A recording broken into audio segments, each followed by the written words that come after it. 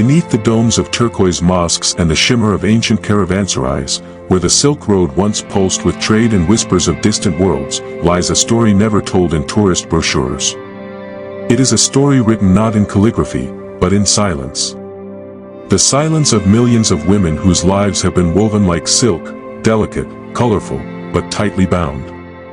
Uzbekistan dazzles the eye, but beneath its majestic architecture and warm hospitality, it conceals a reality far less golden.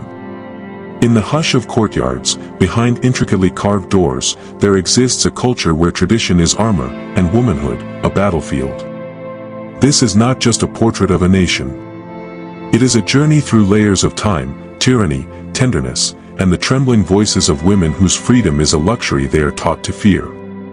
Welcome to Uzbekistan, where the ancient collides with the authoritarian, and femininity is both celebrated and shackled. The price of purity.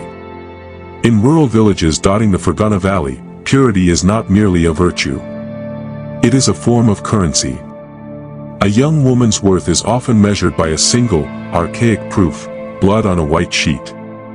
The morning after the wedding night, families await outside bridal chambers not with joy, but with suspicion. If the sheet is stained, the family of the bride is praised.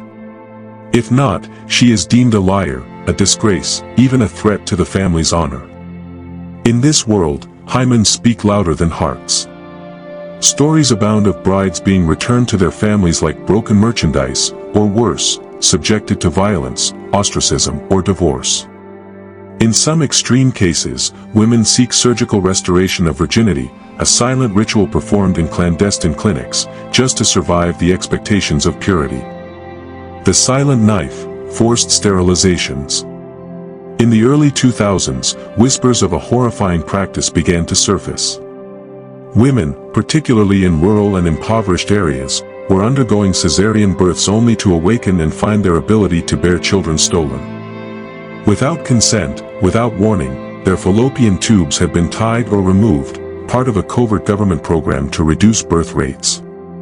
Official denials met mounting testimonies.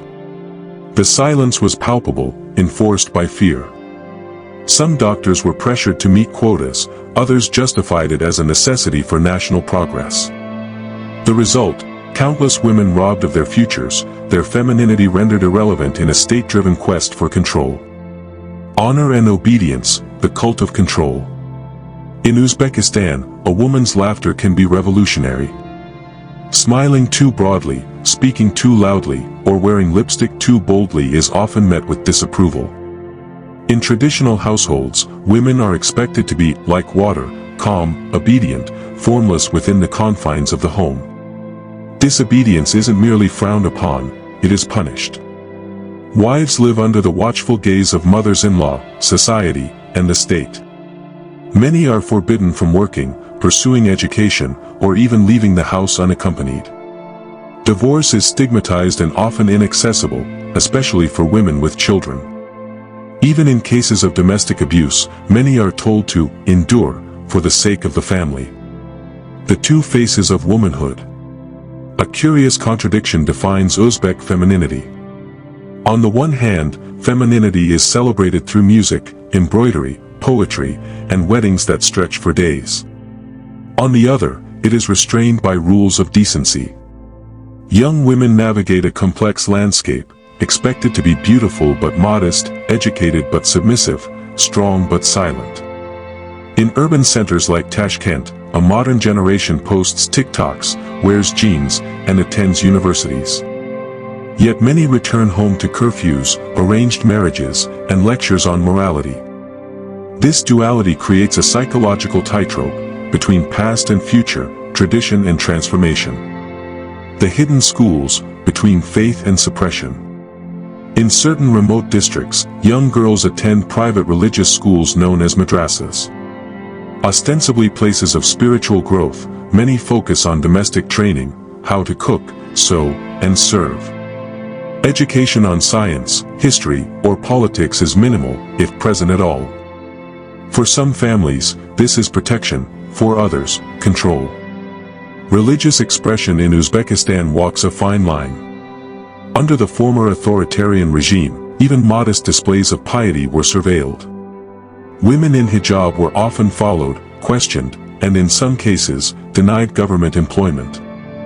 Ironically, this repression did not foster secularism, but fear, a confusion between freedom and visibility. Veils of gold, the bridal burden. A wedding in Uzbekistan is an opulent affair. Gold jewelry, elaborate gowns, and feasts for hundreds of guests are considered not just celebratory but obligatory. The bride is often laden with jewelry, not for aesthetics, but as economic insurance. In case of divorce or widowhood, this gold is her only safety net. Yet behind the glitz lies debt. Many families plunge into years of financial struggle just to meet societal expectations. For women, the marriage ceremony is both a celebration and a shackle, a dazzling beginning that often masks a life of silent servitude. The disappeared voices, journalists, activists, and the female fight. To speak is to risk everything. Women who question authority, fight for rights, or speak out against abuse are often silenced. Some are arrested under dubious charges. Others are harassed into exile or disappearance. Independent journalism in Uzbekistan remains perilous, and women's issues are frequently deemed too sensitive to touch. Activists like Elena Erlieva have faced detention, surveillance, and torture for their work. Yet their courage persists. Underground feminist circles, encrypted chat groups, and anonymous blogs are emerging, quiet beacons of change in a country where dissent is often met with darkness. Laughter behind the lattice, daily resistance. Still, Uzbek women resist, not always with slogans, but with subtler acts. A woman secretly finishing her degree online. A mother teaching her daughter to say no. A teenage girl posting poetry about love and loss under a pseudonym. These are rebellions not broadcast, but deeply brave. In tea houses and bazaars, in kitchens and classrooms, laughter still bubbles up, defiant, resilient, alive. The architecture of repression may loom large, but within its shadows, a quiet revolution brews. The daughters of Samarkand shall rise. Once, caravans crossed the deserts of Central Asia carrying silk, spices, and stories. Today, new caravans form, of voices, dreams, and daring hearts. The daughters of Samarkand, Bokhara, and Khiva have inherited not just embroidered robes and gold bangles, but a legacy of endurance. They are not merely survivors of tradition. They are the potential poets, lawmakers, and leaders of a future Uzbekistan, if only the world would see them not as hidden figures, but as the bright threads in the fabric of a nation. Beneath the veils, behind the silence, they are rising. And when they speak, the echoes will be heard across every desert, dome, and distant horizon.